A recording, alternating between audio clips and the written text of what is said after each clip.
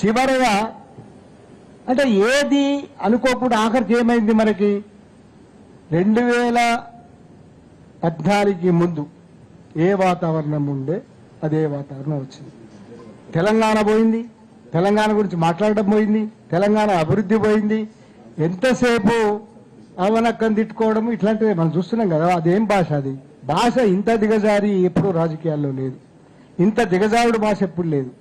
ఈ ముఖ్యమంత్రి అయితే మరీ అన్యాయం. ఎందుకంటే మొత్తం చరిత్రలో ఏ ముఖ్యమంత్రిని చూసినా కూడా ఈ బెల్ట్ తోటి కొట్టుడు, తర్వాత అజ్జేసుడు, లావులు ఇడిపించుడు, తొండలేసుడు అసలు ఒక ముఖ్యమంత్రి భాష కాదు అది.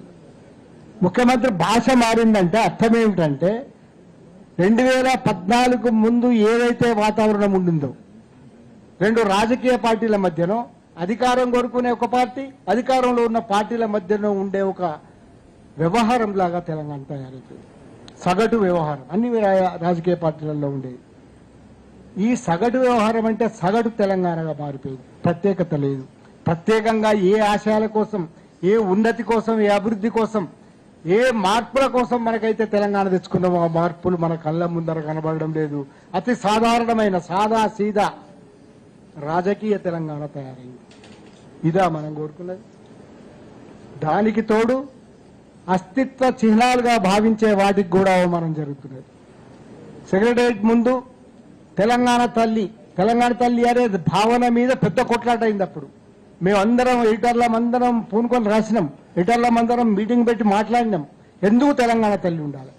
తెలుగు తల్లి మీకు ఉన్నప్పుడు మాకు తెలంగాణ తల్లి ఉంది. ఆ తెలంగాణ తల్లి ఎట్లా ఉన్నది అనేది కాదు, తెలంగాణ తల్లి రూపాన్ని ప్రతిష్ఠించి తెలంగాణ వచ్చినాక తెలంగాణ తల్లిని ప్రచారం చేసినాం. ఆ తెలంగాణ తల్లిని మార్చింది. సరే మార్చిండ్రు, ఆ తెలంగాణ తల్లి దొరసానన్నారు, మీరు రైతు తెలంగాణ బిడ్డ అన్నారు. సరే మంచిది, ఓకే ఫైన్. కానీ సెక్రటరియట్ ముందర వేరే వాళ్ళ విగ్రహం ఎందుకు, తెలంగాణ తల్లి విగ్రహం పెడదామన్న చోట వేరే వాళ్ళ విగ్రహం ఎందుకు పెట్టినారు? అక్కడ బిగినైంది పత్రం. ఏ మృత్యు, ఏ దళారి అని మనం అంటున్నామో, ఆంధ్ర పెత్తందారుల కోసం, వలస పెత్తందారుల కోసం ఇంతకు ముందు పనిచేసిన మృత్యు రాజకీయ నాయకులుగా ఇప్పుడున్న ప్రభుత్వాలు తయారవుతున్నాయి. సేమ్ ప్రాసెస్, పెత్తనం వాళ్ళది. చంద్రబాబు కోసం నీటిపారుదల వ్యవస్థలు బలిపెట్టే పరిస్థితులు వస్తున్నాయి, ముందర కనబడుతున్నాయి.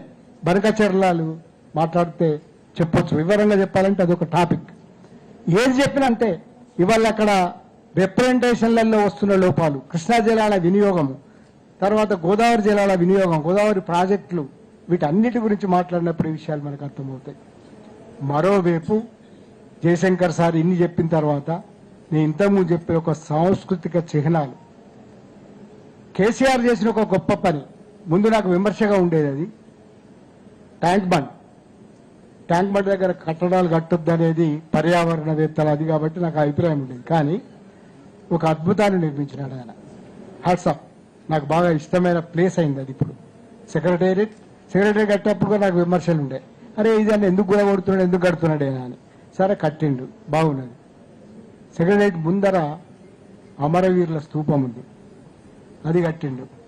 అన్నిటికీ మించి ఏ అంబేద్కర్ అయితే ఆర్టికల్ 3 ద్వారా మన స్వరాష్ట్రాన్ని సాధించడానికి కారణమైనాడో, ఆ అంబేద్కర్ 125వ స్మరణలో ఆయన విగ్రహాన్ని 165 అడుగుల నిలువెత్తు విగ్రహాన్ని పెట్టినాడు. ఇవాళ ఐకాన్స్ ఈ 3.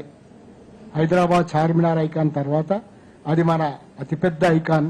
ఈ 3 ఐకాన్స్ గా అంబేద్కర్ విగ్రహం ఓపెన్ చేయరు, దానిలో ఉన్న మ్యూజియంలో ఏమి ఉండదు, ఓపెన్ చేయరు. అమరవీరుల స్తూపం ఓపెన్ చేయరు. ఏంది ఇది అసలు? ఏ చిహ్నాలైతే మనం గర్వంగా అనుకుంటామో ఆ చిహ్నాలను వీళ్ళు ఓపెన్ చేయరు.